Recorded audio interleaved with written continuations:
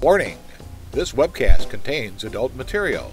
You may only view this webcast if you are at least 55 years of age and a voter, or known to be a fuddy-duddy.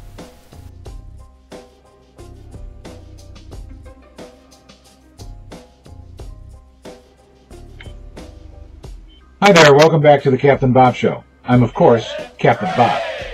In this video, I want to talk to you about an important issue that is misrepresented by our politicians, the media, and others, and that is Social Security. Social Security has been wrongly branded as an entitlement program for far too long. For those of you that will soon retire, and even the folks now retired, this message is for you. I hope you will pass this YouTube video around for others to hear. Social Security is not, has not, and never has been an entitlement program. The name entitlement program was conceived years ago by those on the right that want to denigrate Social Security and other social programs. Regrettably, people have accepted the term because they hear it all the time. Remarkably, even the Social Security Administration will list Social Security as an entitlement program on some of their own web pages because it is such a common phrase in our vocabulary. Clearly, there are some that are using a borrowed strategy taken from the German propaganda machine of World War II, which was, keep repeating the same lie over and over, in spite of all arguments and evidence to the contrary, until people believe it, and they will. In point of fact, Social Security is actually a government-secured retirement savings account, similar to any private retirement program. Contributions to your Social Security retirement savings account are deducted from your paycheck and equally matched by your employer. That is, unless you are self-employed, which in that case you pay both halves. Your money is then invested in U.S. Treasury bonds, which are backed by the full faith and credit of our government, not the volatile stock market that gambles with money. When you reach retirement age, you get your money back in monthly benefit payments. Many in Congress want to blame our government-secured retirement savings account, also known as Social Security, for much of our budget problems. Friends, that's not even close to the truth. It is abundantly clear that big corporate money sees big profits in privatizing Social Security and other social programs, and they are getting help from Congress to help realize those profits. Evidently, Republican lawmakers, with the help of their Tea Party faction and Blue Dog Democrats, owe a few favors for all those corporate re-election contributions they keep getting. Let's use a bit of common sense here. Don't you think if Wall Street could benefit from privatizing Social Security and other programs, they would pump hundreds of thousands of dollars into a politician's campaign, and that politician might owe a favor, or two, or three, or four, or 10 in return? We must get the influence of big money out of politics and our elections like other Western countries have done. It is also important to reject the fear-mongering which the political parties, talking heads, and the media keeps throwing at us about the health of Social Security. By the way, the media too is run by the very corporations that give money to our politicians and expect favors in return. If you want to buy into scare tactics used by the political parties, you should probably stop watching this video. For everyone else that seeks the truth, sit back and listen for a few minutes more, and maybe you'll be empowered to speak out one day and help fix our broken government. Social Security has served our seniors for over 75 years. For some, it's the only money they will ever retire on, and it isn't much. For others, it augments their retirement savings. That is, if you didn't lose most of your investments in the crash of 2008. Here's an absolute fact. Politicians, the media, and the talking heads are flat out lying to us, but you know that. They keep lying, lying, and lying, and oftentimes we believe them. Misplaced ideology has replaced truth, common sense, and fairness. An old wise man once said, "Truth is often silenced by money." And when it comes to politics these days, that sure seems pretty accurate. Every statement I'm making in this video you can verify for yourself by going to the Social Security Administration website and doing your own research. Please stop relying on those with hidden agendas and be careful what you find on the internet to guide your decisions. Empower your decision, making the fact-finding and the truth from independent sources your priority. Now let's get down to the nitty-gritty. Number 1. For over 75 years since it was signed into law, Social Security has paid 100% of every benefit payment. Number 2. Social Security is a fully funded, self-sufficient program.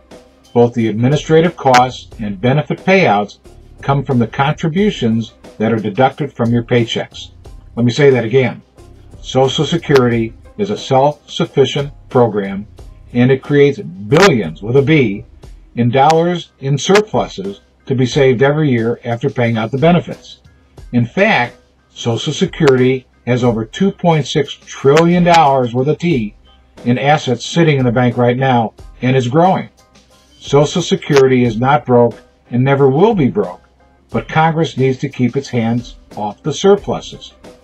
3.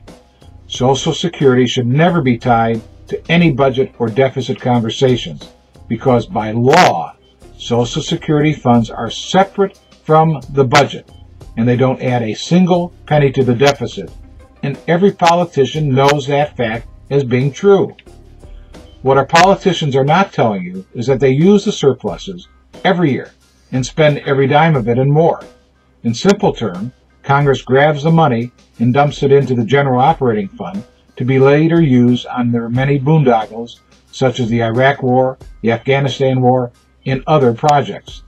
Eventually, Social Security will need some of that surplus money back. Tell your congressman to stop raiding Social Security and instead return the money they've taken. This is your retirement money your politicians are gambling with. 4. There is no Social Security crisis. Anyone that wants to say Social Security is broke probably would like it to be broke so they can privatize the program and give it to their friends on Wall Street. 5. As far as current benefits, they can be paid at 100% into the year 2037, and after that at 75% if Congress does nothing to tune up the program that every Congress has ignored doing for decades. Frankly, just a small increase in the $107,000 per year earnings cap in Social Security would be in perfect shape for another 100 years. Right now, if you're a high-wage earner, you don't pay anything toward Social Security on wages over $107,000 per year to millions per year, and that's not quite fair. 6. Also, all this talk about raising the retirement age to 70 is actually pretty mean-spirited and a hidden benefit cut for the average worker. I'm sure you would agree, white-collar workers, which include politicians and corporate executives, who are pushing the idea to increase the retirement age to 70, are really in much better health. They eat better, and they have access to top-notch health care when compared to the blue-collar worker, such as a truck driver, a mine worker, laborer, factory worker. Fact is, when you compare the white-collar worker to a blue-collar worker, the white-collar worker simply lives longer. The blue-collar worker's body's worn out by the time they reach age 60. 7. Stop letting folks call Social Security an entitlement program. It's not. You paid into Social Security every working day of your life to be saved and invested in treasury bonds until you retire. Then you expected to get it back in monthly benefit payments. Start insisting that Social Security is called what it really is, a government-secured retirement savings account. Do you call a duck, or do you call a cow a duck? Anyways, to conclude, we the people must put some common sense back into our thinking. It's time to stop letting ourselves be led through life like a bunch of lemmings. I also think it's time that some of us stop following some one-sided ideology.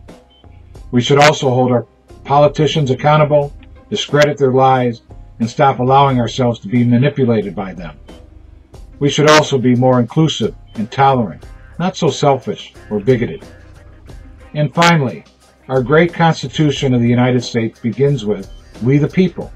Let's remember, it does not begin with "me the person." Do you like the United States of America? I do. Or would you prefer to be renamed the United States of Incorporation? Anyways, thanks for coming. In my next video, we'll discuss the truth about Medicare, and then we'll get into the budget. And remember, no matter how bad a situation is, if you can't laugh at it, you're really in big shit. And if you like, write to me, Captain Bob, at The Captain Bob Show. Looking forward to hearing from you. Take care. Bye-bye.